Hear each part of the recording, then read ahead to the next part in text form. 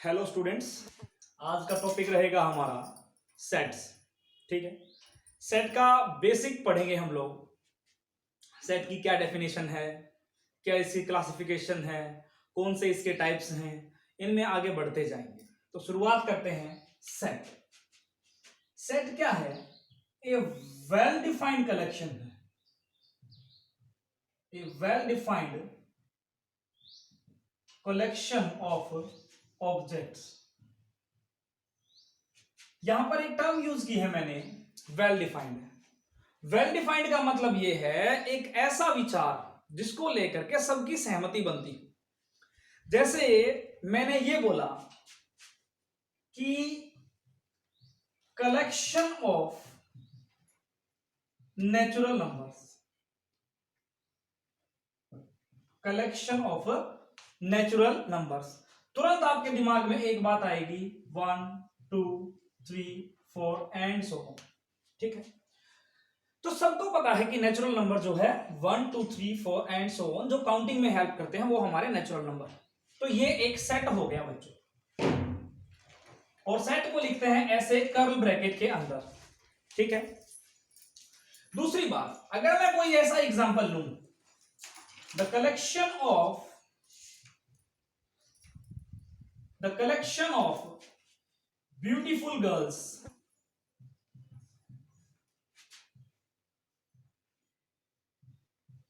तो क्या ये सेट होगा? देखिए, जो ब्यूटी है वो पर्सन टू पर्सन वेरी करती है। किसी को काली लड़कियां पसंद होती हैं तो किसी को गोरी पसंद होती हैं, तो ये हमारा सेट नहीं होगा। इसी में मैंने एक ऐसा एग्जांपल लिया, the collection of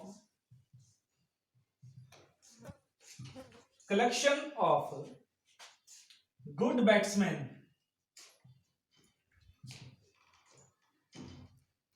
in team India.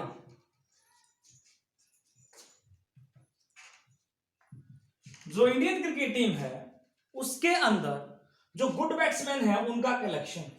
देखिए, गुड बैट्समैन, किसी को सिक्सर मारने वाला बैट्समैन पसंद होता है, किसी को सिंगल लेने वाला बैट्समैन पसंद होता है, तो किसी को बाउंड्री लगाने वाला बैट्समैन पसंद होता है। यानी कि यहां पर भी आकर के हर एक बंदे की सोच अलग हो जाती है, मतलब thinking person to person vary करती है। तो ये भी आपका सेट नहीं होगा। तो ये जो दोनों के दोनों एग्जांपल्स हैं, इनमें हमने एक कॉमन चीज नोटिस की है कि जहां पर कोई एडजेक्टिव यूज हो जाएगा, जैसे ब्यूटीफुल है, ब्यूटी एक एडजेक्टिव है, विशेषण जिसको हम हिंदी में बोलते हैं। गुड, अच्छा होना, ये भी एक एडजेक्टिव है। तो जब कभी भी किसी भी सेंटेंस में, किसी स्टेटमेंट में एडजेक्टिव यूज होगा, वो कभी भी एक सेट नहीं होगा। ठीक है, अब अगर हम बात करें कुछ और एग्जांपल्स की, मैंने डी कोई एग्जांपल लिया, वो इस टाइप से लिया है मैंने कि एक्स, हमने कोई नंबर लिया, ये जो साइन है मैंने लगाया, ये सच दैट का है।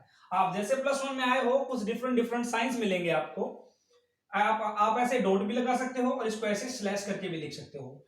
x is such that x square plus x plus 1 is equal to 0, x belongs to real number. ये किसका साइन है बच्चों?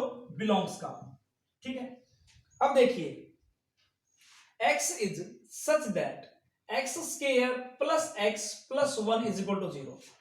ये आप देख पा रहे हो एक क्वाड्रेटिक इक्वेशन है।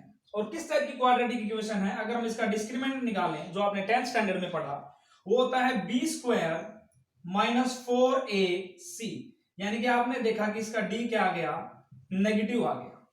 d नेगेटिव आते ही इस क्वाड्रेटिक इक्वेशन का कोई भी रियल रूट एग्जिस्ट नहीं करता। तो एक तरीके से यहां पर ये बोल रहा है कि x belongs to real number. तो x उन रियल नंबर का सेट है, x उन रियल नंबर का सेट है जो इस कंडीशन को सेटिस्फाई करते हैं। तो हमने देखा ऐसा कोई भी रियल नंबर नहीं है जो इस कंडीशन को सेटिस्फाई करता हो। तो D एक सेट हो गया जिसमें नो एलिमेंट, कोई भी एलिमेंट नहीं है। इस चीज को हम आगे डिस्कस भी करेंगे कि जहां पर सेट में कोई भी एलिमेंट नहीं होता उसको क्या कहते हैं। तो इस तरीके से हम लोग सेट को डिफाइन कर सकते हैं। कुछ और एग्जांपल ले लो। ए हमने सेट लिखा 0 1 2 3 एंड सो ऑन, इधर -1 -2 -3 एंड सो ऑन। आप सभी देख पा रहे हो कि ये सारे के सारे क्या हैं, इंटीजर्स। क्या है, सारे के सारे इंटीजर्स। तो ये एक इंटीजर्स का सेट हो गया। ठीक है, तो सेट की डेफिनेशन आपको क्लियर हो गई होगी। ठीक है, आगे बढ़ते हैं।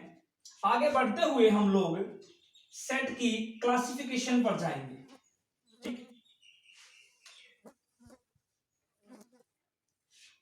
जैसे और एक दो एग्जांपल अगर हम लें सेट का, तो मैंने लिखा P, मेरे पास कोई सेट है 2 4 9 16 25 36 49, बस यहीं तक मैंने रोक लिया। ठीक है, तो P एक सेट है, आप देख पा रहे हो, इसमें 0 और ऐड कर लीजिए। आप देख पा रहे हो कि ये सारी की सारी स्क्वायर क्वांटिटी है। ठीक है, 2 की जगह आप लीजिए 0 1 4 9 16। आप देख पा रहे हो कि ये सारी की सारी क्या है, स्क्वायर क्वांटिटीज हैं। 0 का स्क्वायर 0, 1 का स्क्वायर 1, यहां पर ये 2 का स्क्वायर है, ये 3 का स्क्वायर है, ये 4 का, 5 का, 6 का, 7 का एंड सो ऑन। इस तरीके से हमने इसको लिया है। तो अब जो ये अंदर लिखे गए हैं, 1 है, 4 है, 9 है, 16 है, ये सारे के सारे क्या हैं, एलिमेंट्स। इनको क्या बोलते हैं, सेट के एलिमेंट्स बोला जाता है। आप इसको एलिमेंट भी बोल सकते हो, यहां पर आप इसको इसका ऑब्जेक्ट भी बोल सकते हो। ठीक है, ये सारे के सारे इस सेट के ऑब्जेक्ट्स हैं, या फिर यूं कह दीजिए इस सेट के एलिमेंट्स हैं। 1845 में जियोर्ज कॉन्टोर थे हमारे, जियोर्ज कॉन्टोर नाम के मैथमेटिशियन थे। उन्होंने ही सेट की डेफिनेशन दी थी, उन्होंने इसको डिफाइन किया था। शुरुआत में जब सेट आया तो आपके पास सेट के अंदर, जैसे मैं अगर एग्जांपल के थ्रू बात करूं, तो क्यू मेरे पास सेट है AEIOU। आप फिर यूं भी कह सकते हैं कि क्यू क्या है, क्यू है vowels, set of vowels in English alphabet, in English alphabet. English alphabet में जो AEIOU आया है, उनके सेट को हमने नाम दिया है क्यू। देखिए जो सेट है, शुरुआत जब हुई थी सेट की, तो इसके अंदर स्मॉल लेटर्स यूज होते थे। ये क्या है, स्मॉल लेटर्स। सारे के सारे क्या हैं बच्चों, स्मॉल लेटर्स हैं। तो सेट के अंदर जनरली आते हैं स्मॉल लेटर्स, लेकिन बाद में मॉडिफिकेशन हुआ, कुछ चेंजेस आए और इसमें कैपिटल लेटर्स भी आने लगे। जैसे मैं अगर बात करूं PROBABILITY, प्रोबेबिलिटी एक वर्ड है। मैं अगर कोई सी से इस चीज को डिनोट करूं, तो मैं इसके जो इसके अंदर जो एलिमेंट्स हैं, ऑब्जेक्ट्स हैं, उनका मैं अगर सेट बनाना चाहूं तो मैं इस टाइप से बना सकता हूं, P, R, O, B, A, I, L, T and Y। तो बच्चों आपने देखा होगा कि कोई चीज जो रिपीट हो रही है, मैंने उसको दोबारा नहीं लिखा है, मैंने सिर्फ उसको एक ही बार लिखा है। तो सेट में अगर मैं किसी सेट को ऐसा लिखता हूं 1 1 2, तो ये जो है सेट इक्वल है 1 2 के। तो फिर आप सोच रहे होंगे कि इन दोनों में फिर जो है फर्क क्या है। तो देखिए, जब कोई एलिमेंट रिपीट हो जाता है किसी सेट के अंदर, कोई एलिमेंट जो है रिपीट हो जाता है, तो हम उसको बोलते हैं मल्टीपल सेट। क्या बोलते हैं उसको, मल्टीपल सेट। और जो मल्टीपल सेट है, उसके एलिमेंट को अगर हम सिंगल टाइम लिख देते हैं, तो भी वो और ये सेट दोनों ही इक्वल रहेंगे। यहां पर मैं अगर बात करूं, ये सेट है डी और इसको नाम दिया है मैंने सेट ई, तो यहां पर सेट ई और सेट डी दोनों इक्वल सेट्स हैं। कैसे सेट्स हैं, इक्वल सेट्स हैं। ठीक है, तो दो सेट इक्वल, यहां से ये बात भी क्लियर हो गई। दो सेट इक्वल कब होते हैं, जब उनमें एक जैसे एलिमेंट हो। तो अगर मैं इस सेट को, जो मेरा ई सेट है, 1 2 की बजाय मैं 2 1 करके भी लिख देता हूं, तो भी कोई फर्क नहीं पड़ेगा, ये बिल्कुल एक ही बात है।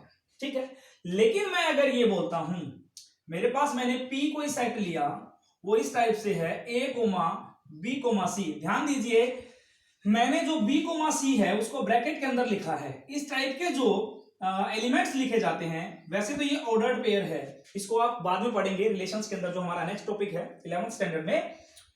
ये जो है एक सेट लिया मैंने, और मैंने क्यू कोई डिफरेंट सेट लिया है जिसमें इस टाइप से एलिमेंट है a, b, c टाइप से। तो बच्चों जो p और q है वो इक्वल सेट्स नहीं है, ये जो है बिल्कुल डिफरेंट सेट है, ये जो है बिल्कुल डिफरेंट सेट है। आप इस चीज को आगे ध्यान रखेंगे, ठीक है। आगे बढ़ते हुए हम लोग क्लासिफिकेशन ऑफ सेट पर चलते हैं।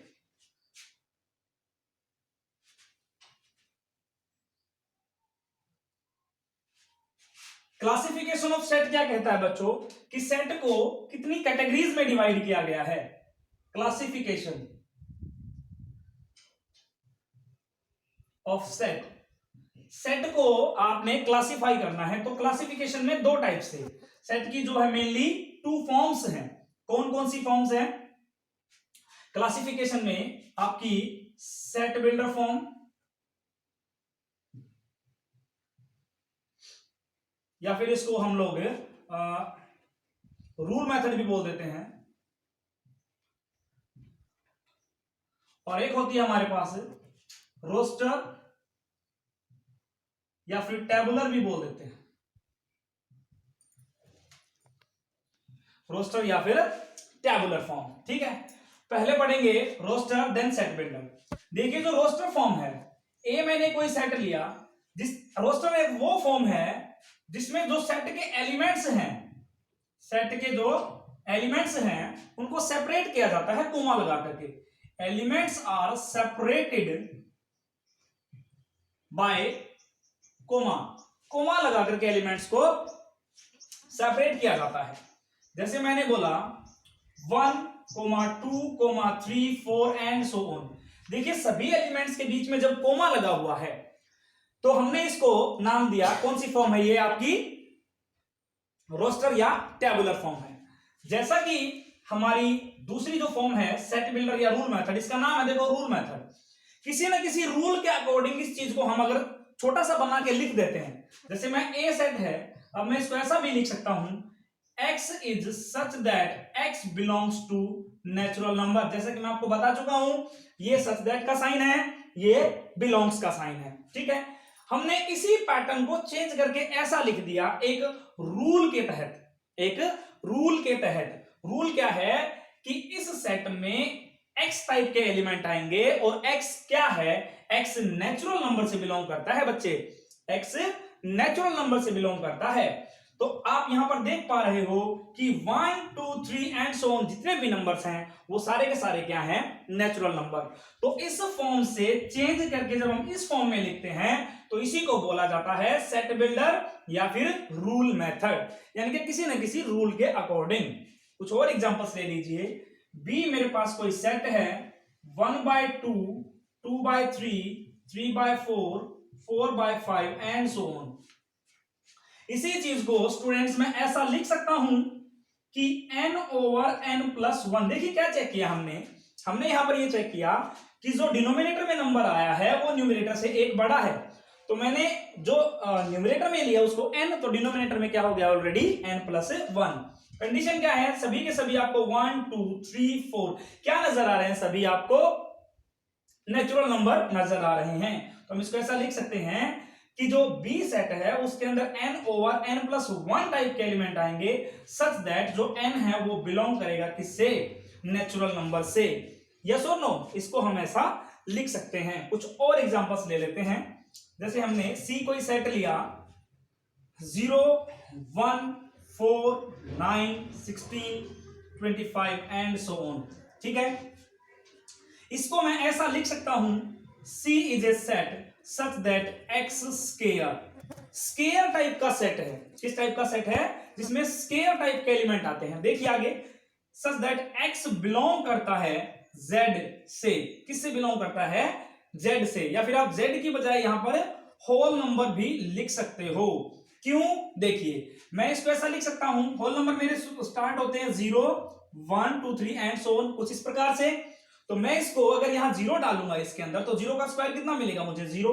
जब मैं यहां 1 डालूंगा तो 1 का स्क्वायर कितना मिलेगा मुझे? 1। जब यहाँ पर 2 डालूंगा तो 2 का स्क्वायर मुझे कितना मिलेगा 4, आगे 3 डालूंगा तो 9, 4 डालूंगा तो 16 एंड सो ऑन। तो देखिए इस रूल के तहत मैंने सी को चेंज करके इस फॉर्मेट से इस फॉर्मेट में लिख दिया, तो इसको बोला जाता है सेट बिल्डर फॉर्म। कौन सी फॉर्म बोला जाता है इसको? Set builder form. कौन सी फॉर्म बोला जाता है बच्चों इसको? Set builder form. नेक्स्ट है हमारा finite set and infinite set. देखिए फाइनाइट क्या होता है?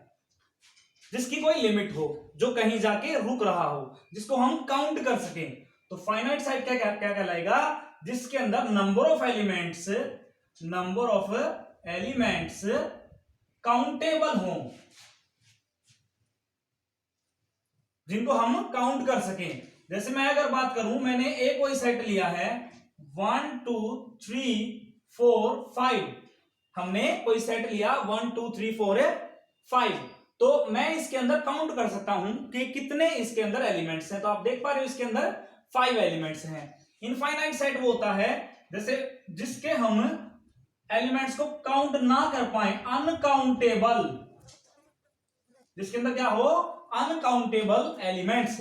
जैसे बी मैंने कोई सेट लिया 1 2 3 and so on dot dot, ये चलता जा रहा है, यानी कि हम काउंट ही नहीं कर सकते, हमें पता ही नहीं कितने नेचुरल नंबर्स होते हैं। क्या किसी को पता है? बिल्कुल भी नहीं। तो इस टाइप के सेट को हम क्या बोलते हैं? Infinite set. अब करते हैं आगे सेट की टाइप्स। सेट की टाइप्स सबसे पहले आता है बच्चों सिंगलटन सेट। क्या आता है? Singleton set. देखिए जैसा इसका नाम है वैसा ही काम है। हैविंग सिंगल एलिमेंट, इसके अंदर केवल एक ही एलिमेंट हो। जैसे मैं अगर बात करूं, ये सेट है, इसके अंदर एक एलिमेंट है। मैं अगर बात करूं इस सेट की, इसके अंदर एक एलिमेंट है, ठीक है। मैं अगर बात करूं इसकी, तो इसके अंदर भी एक एलिमेंट है। ध्यान रहे यहां पर 5 जो है ये मैंने एलिमेंट लिखा है, यहां पर आप लिख सकते हो कोई भी 7 लिख लो, ये क्या है? Singleton set. से नेक्स्ट करते हैं हम लोग नल सेट। क्या करते हैं? Null set. नल को एम्प्टी भी बोल देते हैं बच्चों, या फिर वॉइड भी बोल देते हैं। क्या बोल देते हैं? वॉइड। सबका मतलब एक ही है, हैविंग नो एलिमेंट, जिसमें कोई भी एलिमेंट ना हो। जैसे अगर देसी भाषा में बात करें तो बिल्कुल खाली। जैसे मैंने पी कोई सेट लिया ऐसा, ओपन, ये जो है ब्रैकेट है बिल्कुल खाली है, इसके अंदर कुछ भी नहीं लिखा हुआ। और जो नल सेट है उसको लिखा जाता है बच्चों किससे? फाई से। ये एक ग्रीक लेटर है फाई, इससे लिखा जाता है किसको? नल सेट को। तो फाई का मतलब क्या है? जिसके अंदर कोई भी एलिमेंट ना हो। अब हमने यहां पर ये लिखा था, अगर मैं यहां पर ऐसा लिख देता हूं फाई, तो आप पहले भी कर चुके हो ये चीज, क्या कि ये सिंगलटन सेट है, क्योंकि यहां पर फाई जो है अब सेट के तौर पे नहीं आया है बच्चों, एलिमेंट के तौर पे आया है। जो फाई है यहां पर अब वो एलिमेंट के तौर पर आया है, ठीक है। हमने लिखा 1, तो ये कैसा सेट है? सिंगलटन सेट है। तो नल का मतलब तो क्या होता है स्टूडेंट्स? खाली, जिसके अंदर कोई भी एलिमेंट ना हो। हमने ऐसा ही एक एग्जांपल पहले भी लिया है, देखिए दोबारा से मैं रिपीट कर रहा हूं उस चीज को। P हमने कोई सेट लिया, x is such that x square plus x plus 1 is equal to 0, x belongs to real number, ठीक है। इस P सेट के अंदर वो एलिमेंट आएंगे जो इस कंडीशन को सेटिस्फाई करेंगे, ठीक है। और आपने अभी इसको सोल्व करके बताया था कि इसका d क्या है? Less than 0। तो ऐसा कोई रियल x नहीं है जो x square plus x plus 1 में डालने पर 0 दे दे।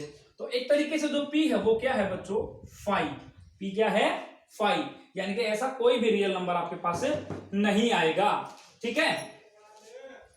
तो next students equal sets, multiple sets, cardinality of A set, equivalent sets. देखिए दो सेट जो है इक्वल कब होंगे? मैंने ए कोई सेट लिया 1 2 3 और बी मैंने कोई सेट लिया 3 2 1, तो यहां पर जो ए सेट है वो इक्वल है बी सेट के।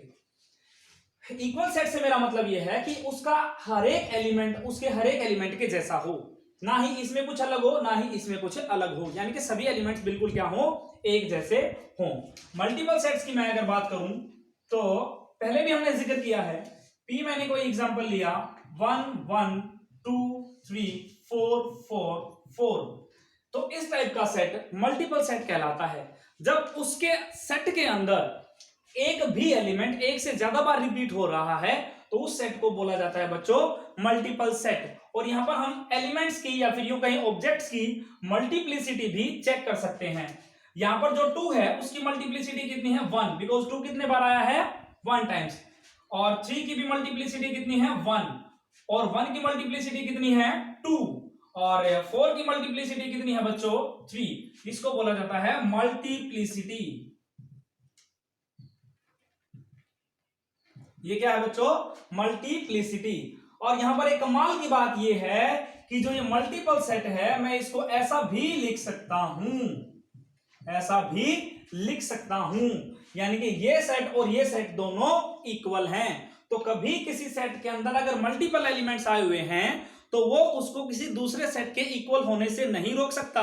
बस ये जो सेट का एलिमेंट्स का जो रिपीटेशन है ये आपके एलिमेंट्स की ऑब्जेक्ट्स की मल्टीप्लिसिटी को दर्शाता है, ठीक है। इसके बाद बात करें अगर कार्डिनलिटी की, किसकी बात करें कार्डिनलिटी की थी, तो कार्डिनलिटी क्या होती है number of elements, number of elements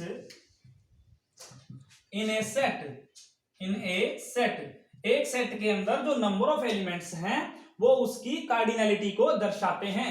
यहां पर अगर मैं बात करूं ए सेट है मेरे पास, इसका n ऑफ ए, कार्डिनलिटी को कैसे लिखते हैं साथ में उसके n लगा देते हैं। n ऑफ ए कितना है 3 है, ठीक है, और n ऑफ b भी कितना है 3 है, ठीक है। अगर हम p की कार्डिनलिटी की बात करें तो देखिए वैसे तो ये मल्टीपल सेट है लेकिन जब इसके नंबर ऑफ एलिमेंट्स काउंट करने की बात आएगी तो n ऑफ p के अंदर नंबर ऑफ जो एलिमेंट्स हैं वो 4 ही काउंट होंगे, यानी कि जो मल्टीपल एलिमेंट्स हैं उनको हम नंबर ऑफ एलिमेंट्स के अंदर काउंट नहीं करने वाले, ठीक है। इसके बाद आते हैं अपने इक्विवेलेंट सेट पर। जो इक्विवेलेंट सेट है वो इक्वल से थोड़ा सा अलग है, ठीक है। इक्वल तो ये कहता है कि हर एक एलिमेंट बराबर होना चाहिए, हर एक एलिमेंट इक्वल, लेकिन जो इक्विवेलेंट है वो बच्चों ये कहता है कि सिर्फ कार्डिनलिटी इक्वल हो, that is if n of a is equal to n of b then a is equivalent to b। ये इक्विवेलेंट का साइन है स्टूडेंट्स, ठीक है। जैसे a हमने कोई सेट लिया p q r और b हमने कोई सेट लिया 1 2 3, देखिए n ऑफ a कितना है 3 और n ऑफ b कितना है वो भी 3, तो यहां पर a और b क्या हो गए इक्विवेलेंट सेट हो गए। कैसे सेट हो गए इक्विवेलेंट सेट हो गए। तो ये हमारे पास सेट की कुछ डेफिनेशंस थी, ठीक है। अब कुछ प्रैक्टिस के लिए क्वेश्चंस है स्टूडेंट्स, देखते हैं। हमें ये बताना है which one is a set and which one is not a set. सबसे पहले collection of novels written by Munshi Premchand. Munshi Premchand आपको पता है हमारे एक साहित्यकार रहे हैं जो नोवेल राइटर हैं, ठीक है।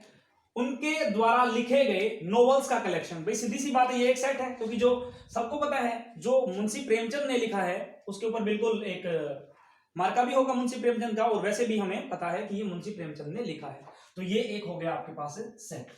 Second collection of most dangerous animals in the world. World में जितने भी डेंजरस एनिमल्स हैं मोस्ट डेंजरस, उनका जो कलेक्शन है क्या वो एक सेट होगा? बिल्कुल भी नहीं। क्यों? पहली बात तो हमने बोला था कि जहां पर भी एडजेक्टिव आ जाएगा मोस्ट डेंजरस, ठीक है, मोस्ट डेंजरस ये एक एडजेक्टिव है। दूसरी बात डेंजर जो है अकॉर्डिंग टू पर्सन वेरी कर सकता है, किसी को टाइगर से भी डर नहीं लगता, किसी को कुत्ते से डर लगता है, ठीक है, तो ये भी एक सेट नहीं होगा। Next collection of prime integers, बिल्कुल सही बात है। प्राइम आपको पता है कौन से 2 3 5 7 एंड सो ऑन। जिन्होंने मैथमेटिक्स पढ़ा है उन सबको पता है कि जो प्राइम नंबर्स का कलेक्शन है वो कौन सा होता है, तो ये भी एक क्या हो गया आपके पास सेट हो गया। Next the collection of difficult topics in mathematics. Mathematics में डिफिकल्ट टॉपिक का कलेक्शन, फिर से वही बात आ गई बच्चों। अब जो डिफिकल्टी है वो भी पर्सन टू पर्सन वेरी करती है, किसी को मल्टीप्लिकेशन इजी लगता है, किसी को मल्टीप्लिकेशन टफ लगता है। यहां अगर हम इस लेवल पे बात करें तो किसी को कैलकुलस इजी लगता है, किसी को टफ लगता है, किसी को प्रोबेबिलिटी इजी लगती है, किसी को टफ लगती है, तो ये भी एक सेट नहीं होगा। Next is the collection of most talented writers in India. देखिए टैलेंटेड, मोस्ट टैलेंटेड, ये भी क्या हो गया है, एडजेक्टिव, तो ये भी एक सेट नहीं होगा। वैसे भी आप समझ रहे हो टैलेंट भी पर्सन टू पर्सन वेरी करता है। किसी को हिस्ट्री के बारे में जानकारी ज्यादा अच्छी लगती है, किसी को पॉलिटिक्स के बारे में जानकारी ज्यादा अच्छी लगती है। तो अपने जो राइटर्स हैं उनकी भी, हर बंदे की जो सोच है वो अलग है उनको लेकर।